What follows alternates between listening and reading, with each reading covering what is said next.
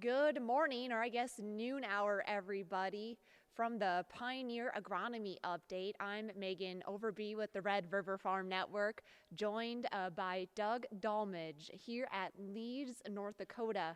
And Doug, I think we're singing the same tune here as many farmers across the state. It's dry. Tell me how dry it's been and if you're able to catch a little bit of rain. Morning, Megan. Welcome to cold and dry Irvin Township. Over the weekend, we had half-inch to 90 hundredths through the area. I was surprised when I went out and dug in a field, and I never did find any dry dirt. It had actually soaked in all the way. But after last year, we were pushing 10 inches of rain already at this point in this area. We're not used to it. Yeah, well, and really, like we said, cold is the other factor we're dealing with currently. Temperatures down into the mid to even lower 30s in some part, and that seems to be the theme for the next couple nights. So, are there any concerns with this crop that's emerging when we talk about cold?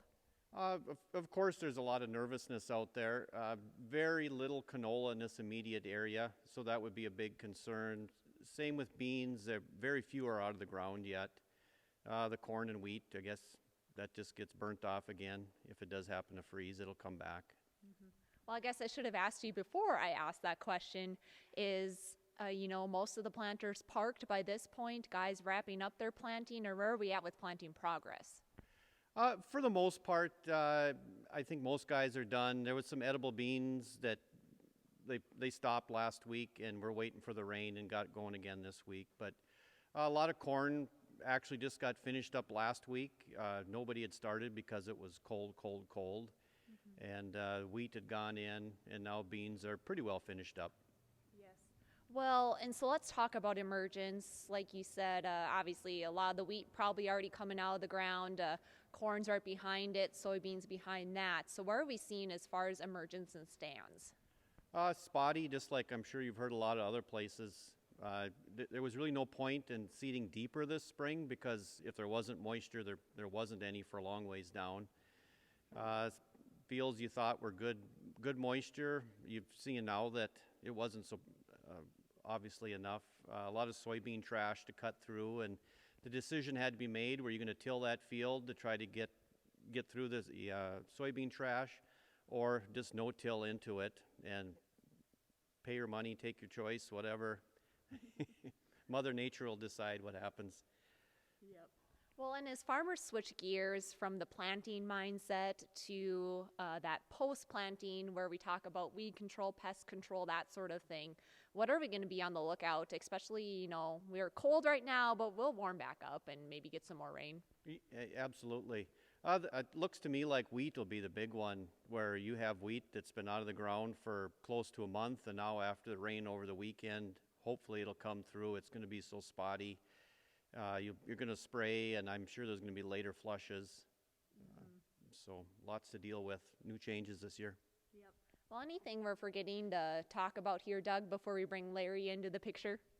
Nope. Appreciate you coming out to visit today. Yes. Thank you. Yes, well, again, Doug, we'll switch out people here and bring Larry into the picture. As he walks in, Larry Lunder, Pioneer Field agronomist. You cover, a good chunk of North Dakota, if you will, Larry.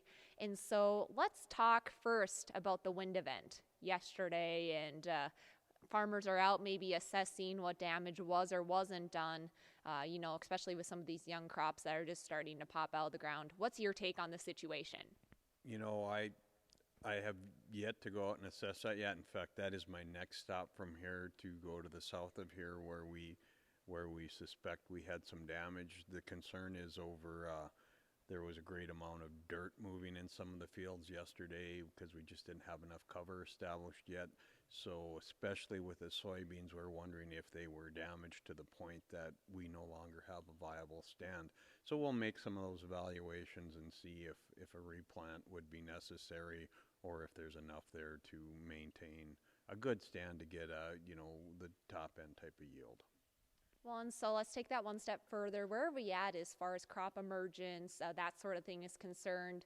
I know variable is the word that we use within the fields, but some farmers got planted early, some farmers are wrapping up. So we're really at kind of that critical tipping point in the name of the game, with emergence. Well, towards last week as I was out in the fields looking, we have quite a bit of soybeans emerged. Corn is emerging. It's in that V1 to maybe V2 stage very early on. The emergence varies, of course, depending on the condition of the field we're back in. Some of the row crops are fortunate enough that they're in last year's small grain, barley or wheat stubble. A little bit better moisture there, and literally every drop counts this year. We're seeing a little better emergence there, where I'm seeing more trouble with emergence, as I mentioned to you on the drive up this morning, is simply in the wheat fields that are back on bean fields and probably some sunflower fields. Just like Doug was saying, there's a very uneven emergence there, and it's not going to be the desired stand that a lot of growers would like. So the stands are somewhat better than I suspected, but yet they're far from ideal. Well, maybe where farmers can gain a little bit of ground is, I know not everybody got rain, but a lot of areas did at least get some to take us to the next step and get this crop out of the ground. Farmers are still planting some crops, whether it be some late-seeded soybeans, some sunflowers, they're just starting here in the state, as well as some late-seeded canola. And so, maybe these crops that are planted a little later into the season, that can help their emergence? Oh, definitely. I mean, it's always good to get water. And like you said, there's still, I passed several rigs on the drive up from Mandan this morning, putting in, I suspect, sunflowers and maybe beans. There still might be a little corn going in. I would think in some areas of the country, we might end up, if some stands aren't the best, they might tear those out, put some forage in, because it looks like we're going to have a tough year with the cattle producers on having enough forage. So the rain is always welcome.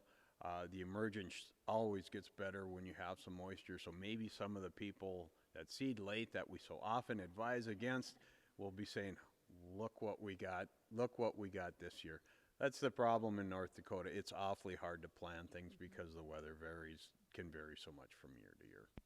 Yes, well, and so as most of that planting wraps up, we start switching that mindset to pest control, weed control, that sort of thing. And so should we be on the lookout there once things warm up a little bit? I know some of the pests and weeds have already been popping up. When we're in a dry period like this, we always talk about what inputs can we save.